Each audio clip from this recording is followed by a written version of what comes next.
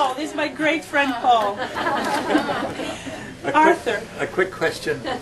One of the things that you point out in the book, but it's universal as well, is that there are very strong vested interests in keeping the systems as they are. I know you explored this in depth in Peru.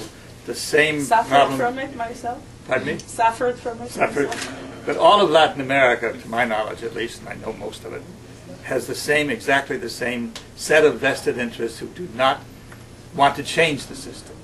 And so you really are talking about very strong requirements, political commitments and so forth from the higher levels. You cannot do this simply by exposing the problem. Absolutely. In here, I don't know if you heard, I'll repeat.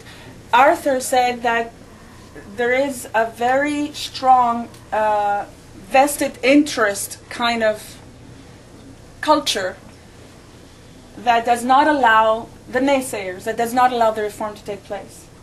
Well, it is indeed very true. From this book, okay, you all have heard of Hernando de Soto's book, The Mystery of Capital.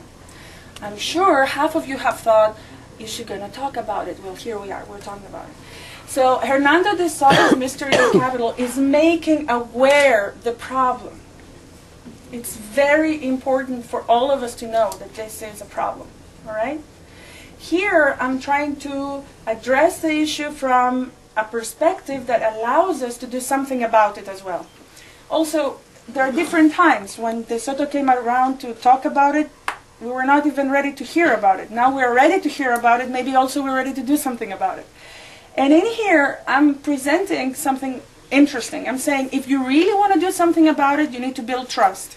You need to build trust among three very important parties: the citizenry, the owners, the politicians, the government, the state, that has to have a voice, has to say, yes, we will change the law, we will change the regulation, we will create a new registry, and the private sector. If you have these three together, then you're able to cut through the naysayers. Then you're able to create a momentum. Yeah. I mean, I've tried it, and as a private entrepreneur now, that's what I'm trying to do, and it's working. It's when we started privatizations in 1991, the world were saying, "Are you serious?" My father said, "Are you working in Latin America? Oh, I'm sure you'll have another 60 years of work." You know? Why? Because the perception. Oh, it's not privatized. What are you talking about? It's never going to happen. Well, it happened. So it is possible. Am I allowed a second question? Sure. And I'm standing up now. Yes, thank you. I know that the project you're working on in Bulgaria now, you're working with an individual city rather than the national government. In Peru, were you working with the national government? National government. And I assume a sort of follow-up question, I mean, you really have to have a strong political will, presumably, which existed in Peru. The point that Arthur was making, yeah. And so I guess in some countries you probably wouldn't have that. Precisely. Yeah. Okay, this is like what we say, don't try it at home, it's dangerous. This is not something you can go do in every single place of the world. It is unfortunate that everybody tries to do that in, let's say, Burkina Faso, for example. I mean, you know, they have other problems in Burkina Faso, for instance. They, you know. But just a moment to finish your question. In Peru, there was a build-up. So in Peru, I had to win the support of the government. So I attached that type of reform with the same people that were telling me, go privatize, we need the funding, go get it. We have 128 state-owned enterprises. Privatize them. So and that's why I read this part of the book to you. When I just went there and said, you know, if it's not possible to privatize this Minero Peru, how do you expect me to get this little guy over there be not malnourished? And then you're going to have a welfare state for the rest of, you know, whatever. 60 years. Yeah. And they were smart. They understood, but slowly, right? And that created but it took 7 years. It was the first ever. It was 1991. All right. In Bulgaria, I'm not the World Bank, to start with. I'm yours truly, ravishing, as Paul says. I don't wear skirts in Bulgaria. We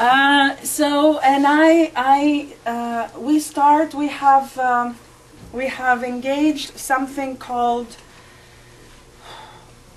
an institutional reform of property rights financed by the private sector. And we start with the same idea. We create a momentum. And once we create a momentum, that's why we do it in one city. Mm-hmm. There are too many naysayers, all right? And I don't think there are going to be very many people come to save me. So let's try as much as we can to create momentum from one city. And then, you know what? The market takes care of it.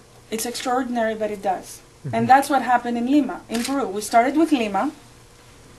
We did in 1 year 150,000 properties. 150,000 properties when Germany, when it got connected with Eastern Germany, it privatized 60,000 properties in 4 years because of the naysayers. All right? So, please, you had a question. I wanted to make an observation, if that's allowed, an historical one.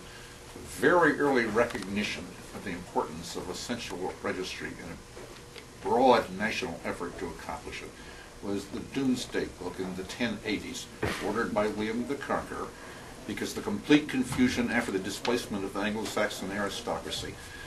In 2 years, a committee went around England in 1080-something and got nailed down every piece of land ownership and most long-standing tenancies down to 5- and 10-acre pieces. Wonderful. Wonderful. I wish I had heard that or talked to you before. I was thinking that should have been on your flyleaf, but it should be in the book even better, in the next edition. Yes, second edition. Second edition. Put the Doomsday Book. The Doomsday Book. D-O-M-E. Thank you very much. That's really indeed wonderful. Please. I think as you are mentioning that you have this informal property, becoming formal and visible, perhaps maybe you've seen that needs to be correlated with other sectors of labor becoming visible, because you have like black labor that's, nobody sees it, and there's a whole, there's much more transformation that happens when you start kind of. Precisely. So if you can. Spiro is saying that there is not only informal property, there is informal labor, informal working force. And if you start transforming informal property, do you actually see informal labor getting transformed, or do you see what else? How many skeletons do you see once you open that little cupboard? There are a lot of skeletons. There are a lot of skeletons that you see. Just a second.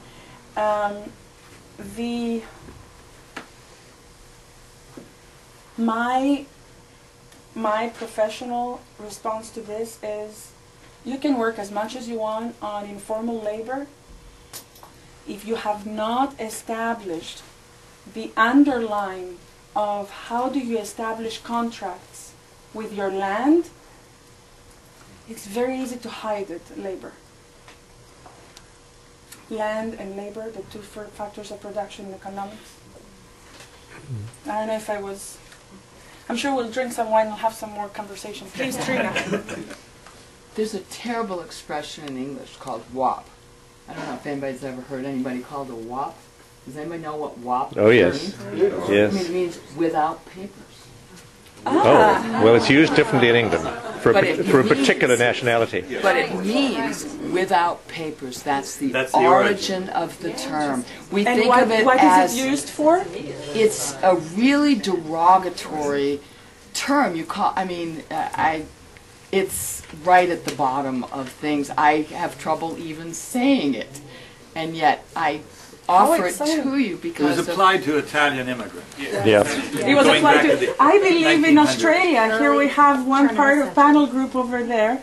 I believe they call some Greeks, I think, in Australia wops. Wops is a Greek Italian drink. It's Italian. Mediterranean. Australians probably call wops. That's more generic. That is really interesting. Yeah, very, very interesting. Yes, please. Your friend who did not come this evening, Deborah, shared with me a beautiful story about her, and it was right here in Washington, which I thought was, very hands-on for the rest of us. Can you tell us a little bit about what she did? What did she do? It was amazing.